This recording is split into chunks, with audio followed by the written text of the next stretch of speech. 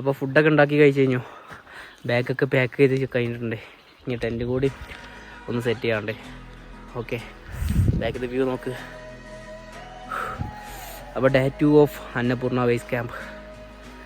ജാക്കറ്റൊന്നും ഇട്ട് കണ്ട് ട്രെക്ക് ചെയ്ത് നടക്കില്ല. എല്ലാം പോയിട്ട് ടീഷർട്ട് മാത്രം മതി. രാവിലെ വലിയ തണുപ്പൊന്നുമില്ല അല്ലേ? അങ്ങനെ തണുപ്പുണ്ടെങ്കിൽ വെയിലടിക്കണമെന്ന് വല്ല കുഴപ്പമില്ല.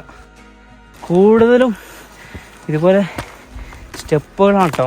അതൊരു 60% വരെ ഇതേപോലെ സ്റ്റെപ്പുകളാണ്.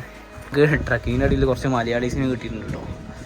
ഫുള്ള് കാസർഗോഡ്, മംഗലാപുരം ആ ബോർഡറിൽ. അങ്ങനെ ട്രക്കിങ്ങിൻ്റെ അടിയിൽ ഇതുപോലെ ഒരുപാട് ടീ ഹൗസസ് ഉണ്ടാവും കേട്ടോ.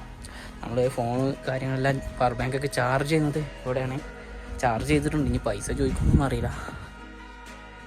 അങ്ങനെ നമ്മൾ ഫ്രഷായി വീണ്ടും ട്രക്കിങ് സ്റ്റാർട്ട് ചെയ്തിട്ടുണ്ട്. ഇഷ്ടംപോലെ മലയാളീസ് ഉണ്ട് കേട്ടോ ബാക്കിൽ. ഒരു മല കയറി ഞാൻ മല ഇറങ്ങിക്കൊണ്ടിരിക്കുകയാണ്. ഇവിടെ സ്റ്റെപ്പൊന്നുമില്ല കേട്ടോ. ഞാൻ അടുത്ത മല കയറുക, ആ മല ഇറങ്ങുക. അങ്ങനെയാണ് ഇതിൻ്റെ പരിപാടി. അങ്ങനെ വീണ്ടും നമ്മൾ ഫുഡൊക്കെ കഴിച്ച് മല കയറിക്കൊണ്ടിരിക്കുകയാണ്. ഇനി ഏകദേശം ഈ ഒരു മല കൂടെ നമുക്ക് കയറാനുണ്ട്. ഒരു കുത്തനുള്ള മല കയറാണ്ടായി. അത്യാവശ്യം സ്റ്റീപ്പുണ്ട്.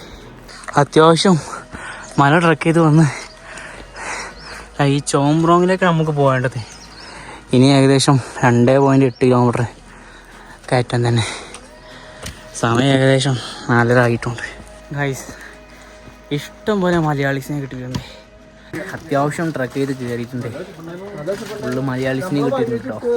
ഒന്ന് റെസ്റ്റ് എടുക്കാനായി ഇരുന്നാണ്. ഇനി അത്ര കയറ്റം കാര്യങ്ങളൊന്നുമില്ല, റൈറ്റാണ്.